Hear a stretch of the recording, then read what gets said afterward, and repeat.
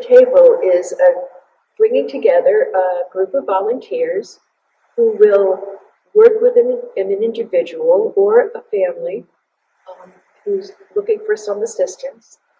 And the people of the group, they are using their social capital and their abilities to network within the people that they know, and will use that to help change the determination of a person or a family's life.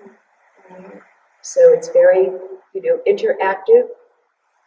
Building trust is the first thing that we need to work on as a group. And so we spend a lot of time just getting to know each other. And so the individual in this program is called Friend. And so this friend decides their life plan.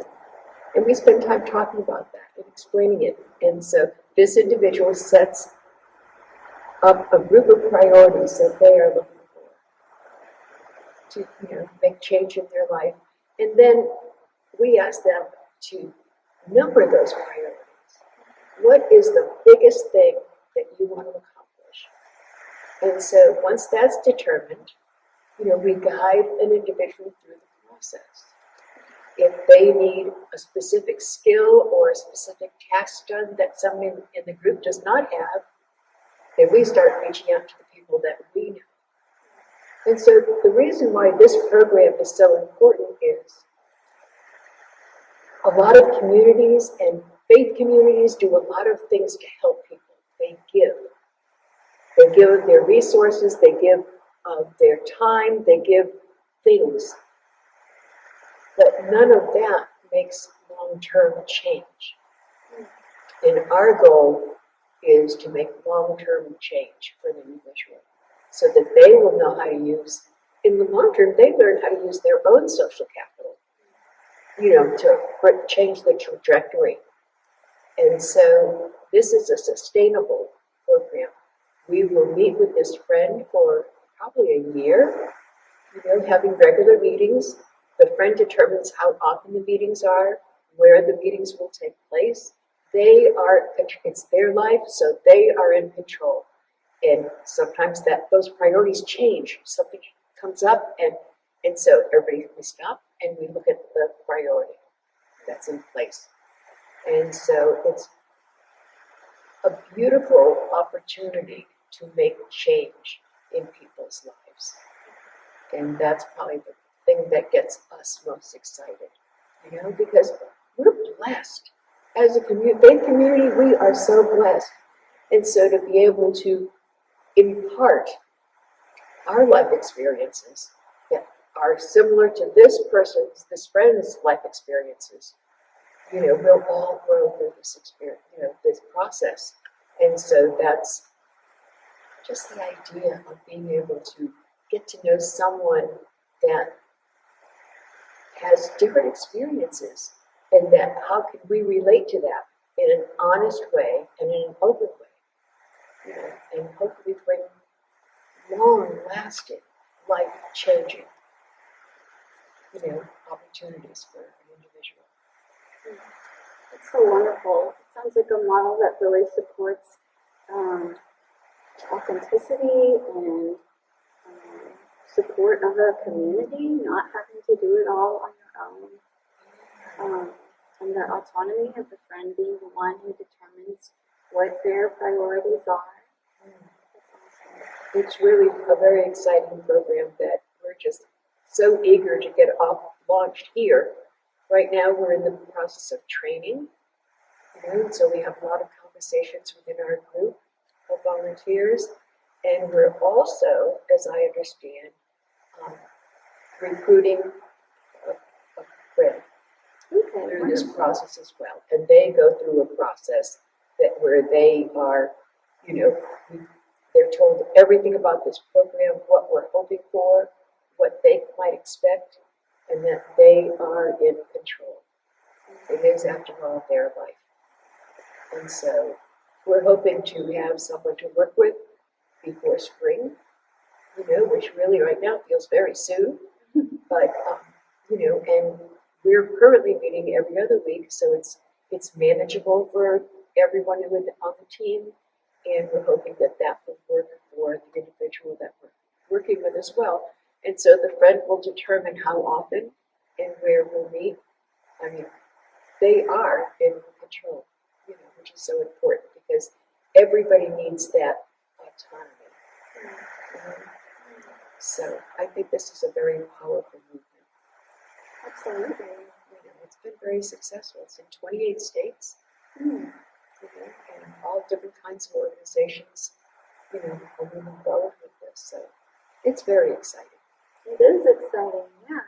And I'm glad you mentioned expectations. I think it's good to be sure that people have the right expectation of what, something that they're getting involved in consists of. What are the trainings like? What kinds of expectations are y'all setting there with what will be expected of people who want to volunteer to help with open table? Well, we're hoping volunteers, we let them know up front that this is public. They have made a commitment for at least 1 year in working with this individual. And so when we're working with the friend, it's not just when we're formally together. It's also being in communication with the friend in between those meetings. That's how we develop a relationship. Invite the friend to come and have, a cup of coffee. Can I pick you up and can we have a cup of coffee so we can get to know each other better? So it becomes a very personal and even we can use the word intimate relationship with this individual. And so, we're working to build trust within the group as well as, looking to the future, building trust. But we have to have trust first.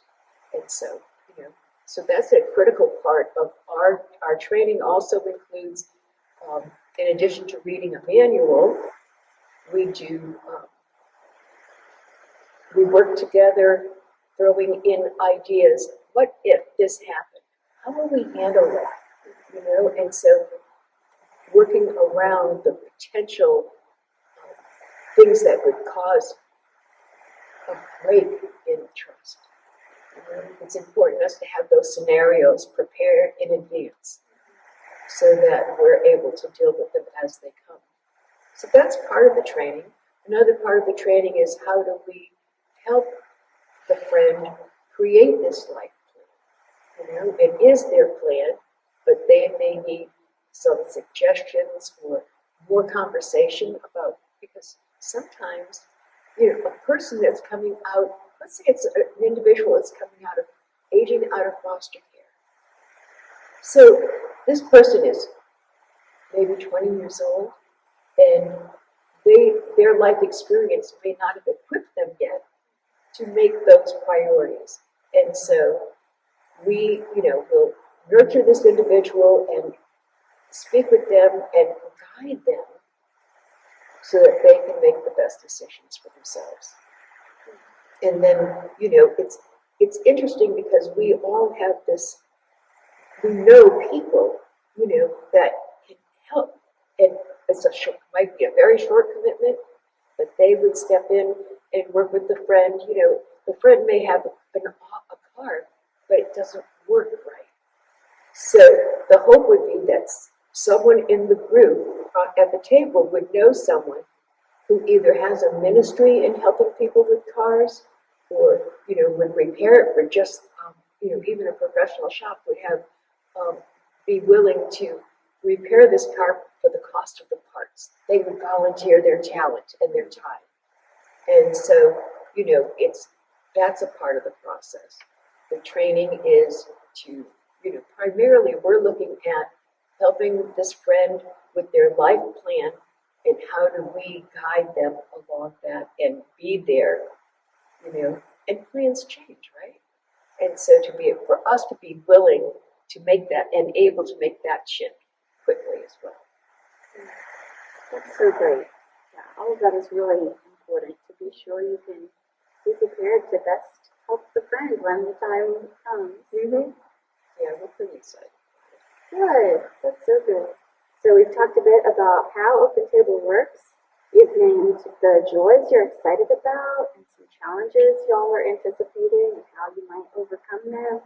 What is the best way for someone to get involved with Open Table if they want to volunteer to commit to help a friend? Maybe not this friend that's coming in the spring, but if we were to have enough volunteers for a second table with a second friend, or once this friend feels equipped and supported and moves on and we have a new friend come along, how might someone join in y'all's work with them? They could call the church office and be directed either to myself or to Sherry, who's she and I are the two leaders, so to speak, with this program. And if they wanted to, we could sit down and give them more information about the program. We have a handbook for team members, and I've been handing them out, and so people read through it. They get a pretty good idea, even in the first and second, module, of what to expect. But it is a commitment. It's a year-long commitment. I'm sure there'll be times where it'll be very intense, emotional, and honestly, not every table when a friend comes on is successful, and so to be able to accept that, and then, but the ultimate goal is to help individuals or families to make real change that they will experience. So we would love to have more volunteers.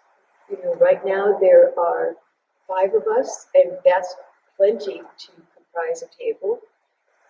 If you're working with, let's say, a friend who's just coming out of foster care, the small table would be better, because we know, it's not easy joining a group of people that already have a relationship. It's kind of daunting.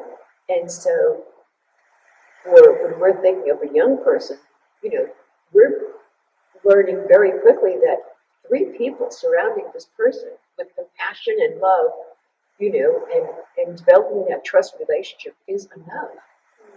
So we're thinking between 3 and 5 people are enough to create a table. And so we have permission, Sherry and I, to train people within this community, but also beyond. And so we're hoping that someone will say something to someone, and another, how do we get another church involved? We have these great relationships with other faith communities, and so it would be lovely to be able to train another group of people that are beyond this physical place, and share this experience with